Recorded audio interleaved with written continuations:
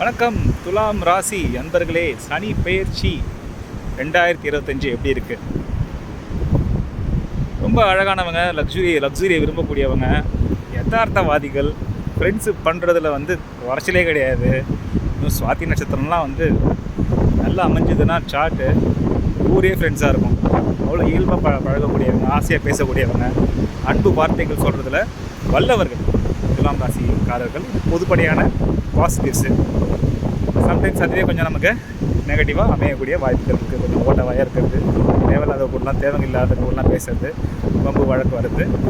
Generally best. நல்ல ஒரு natural 7,000ன்றதுனால partnership, friendship, ஊர் உலகம், நெட்வொர்க்கிங் சூப்பராக வரும்.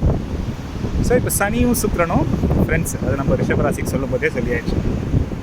அதே மாதிரி ரிஷபராசிக்கு எப்படி சனி யோகக்காரருக்கும், சேம் ஃபார் துலாம் ராசி 4க்கும் 5க்கும் அதிபதி சனி யோகக்காரகன். ஸோ எப்படி இருக்கும் இந்த யோகக்காரகன்? 4க்கும் 5க்கும் ஒரு 6க்கு வரும்போது நல்லா இருக்கும். 6ன்ற வீடு ஒரு நேச்சுரலாகவே சனிக்கு ஒரு கம்ஃபர்டபுளான 6,000, 8,000, 12,000 இங்கெல்லாம் சனி ஜாலியாக போய்ட்டு ரெஸ்டாரண்ட்டில் தங்குற மாதிரி ஜாலியாக தங்கக்கூடிய ஒரு வீடுகள். ஆறாம் வீட்டிலேருந்து 8ஆம் வீட்டை பார்க்குறது, 12ஆம் வீட்டை பார்க்குறது, 3ஆம் வீட்டை பார்க்குறது. ஸோ மெயினான துஷ்ட நாசஸ்லாம் சனி அப்படியே கொஞ்சம் கட்டுப்படுத்தி கான்ட்ராக்ட் பண்ணி வைக்கிறதுனால ஃபஸ்ட்டு பாயிண்ட்டு, கெடுதல் ரொம்ப வராது. கெட்ட விஷயங்கள் சனி மூலியமாக வர்றது கம்மி. At the same time Rahu Ketu பயிற்சியும் நம்ம பார்க்கணுன்னு சொல்லியிருக்கோம், குரு பயிற்சியும் பார்க்கணுன்னு சொல்லியிருக்கோம்.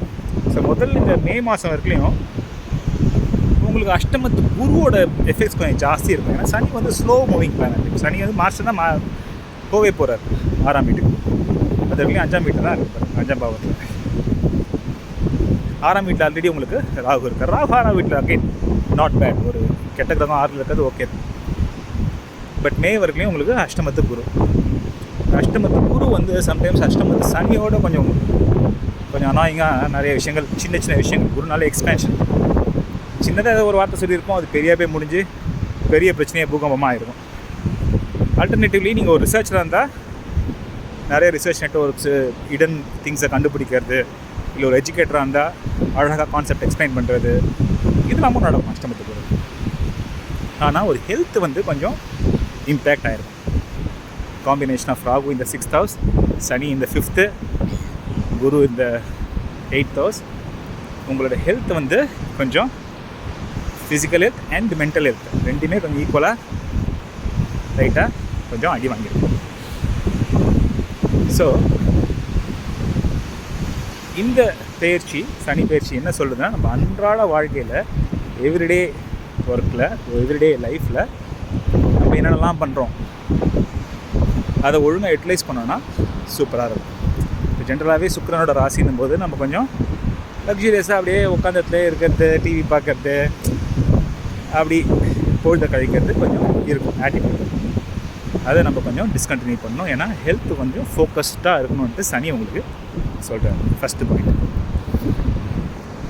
செகண்ட் பாயிண்ட் வருஷம் பிகினிங்கில் உங்களுக்கு சுக்கிரன் உச்சமாக மீனத்தில் இருக்கார், ராகு கூட சேர்ந்துருக்காரு. திடீர்னு யோகங்கள் இருக்கும். திடீர்னு பணம் வரவே, எவனோ காசு கொடுக்க வேண்டியது ரொம்ப வருஷமாக இருக்கும், திடீர்னு கொண்டு கொடுப்பான்.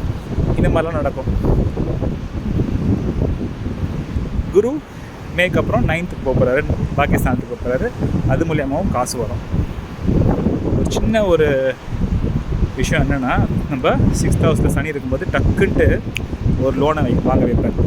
ஏன்னா காசு நிறைய வருது இல்லை, கிரெடிட் ஸ்கோர் நல்லா இருக்குது, எல்லா பில்ஸும் பே பண்ணிட்டோம், திடீர்னு காசு எங்கேருந்தோ வருது, யாரோ கொடுக்குறாங்க. அப்போது அந்த ஃபினான்ஷியலாக நம்ம கொஞ்சம் நல்லா கம்ஃபர்டபுளாக ஃபீல் பண்ணும்போது நம்ம என்ன பண்ணுவோம், ஒரு லைட்டாக அகலக்காலை விற்கலாமோ அப்படின்னு தோணும். கொண்டு போய் ஒரு லோனை வாங்குவோம். சனி ஆள் இருக்கும்போது வாங்குகிற லோன்ஸ் கொஞ்ச நாள் ஆகும் அடைக்கிறது. ஏன்னா அவர் இப்போ 6ல் இருக்கும்போது லோன் வாங்க வைக்கிறதே நீங்கள் அஷ்டமத்தில் இன்னும் அப்படி ஒரு ஃபினான்ஷியல் ஸ்பைரலில் போகணும் அப்படின்றது. அகைன் பயமுறுத்துக்காக சொல்ல, ஒரு ஜென்ரல் பேட்டர்ன் சொல்லணும்.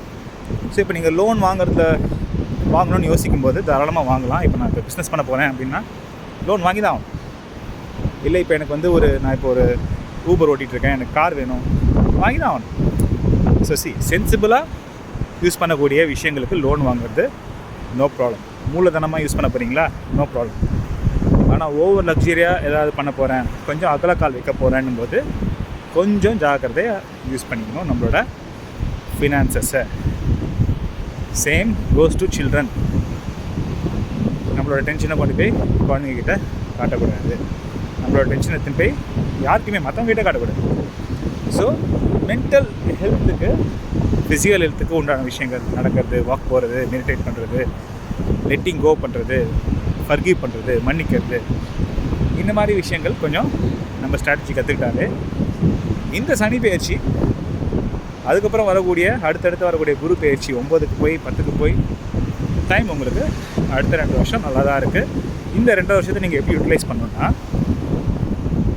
என்னென்னலாம் பண்ணணும்னு நீங்கள் வச்சுருந்தீங்களோ நல்ல விஷயங்கள், அது ஒரு சைட் அசலாக இருக்கலாம், சைட் ப்ராஜெக்டாக இருக்கலாம், இல்லை ஒரு கம்பெனி ஆரம்பிக்கணும்னா இருக்கலாம், பிஸ்னஸ் இன்வெஸ்ட்மெண்ட்டாக இருக்கலாம், இல்லை இன்வெஸ்ட்மெண்ட்ஸாக இருக்கலாம், மார்க்கெட்டு, ஷேர்ஸு, இதெல்லாம் கொஞ்சம் கேர்ஃபுல்லாக எவாலுவேட் பண்ணி இப்போ இன்வெஸ்ட் பண்ணுறதுக்கு நல்ல டைம். செகண்ட்லி,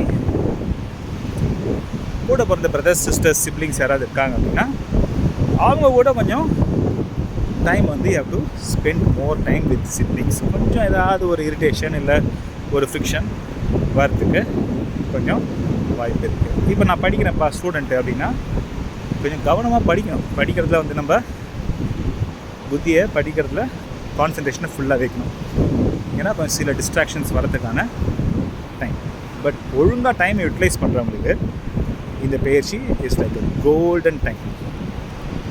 எது நீங்கள் கேர்ஃபுல்லாக ஒவ்வொரு செகண்டையும் நீங்கள் நானாக பார்த்து செதுக்குனதுன்ற மாதிரி யூஸ் பண்ணிங்கன்னா கண்டிப்பாக அழகாக செதுக்கி அடுத்த இப்போ மட்டும் இல்லை, வரக்கூடிய அடுத்த 7 இயர்ஸ்க்கு பிரமாதமான க்ரோத்து, பிரம்மாண்ட வெற்றி பெற போகிறீங்க.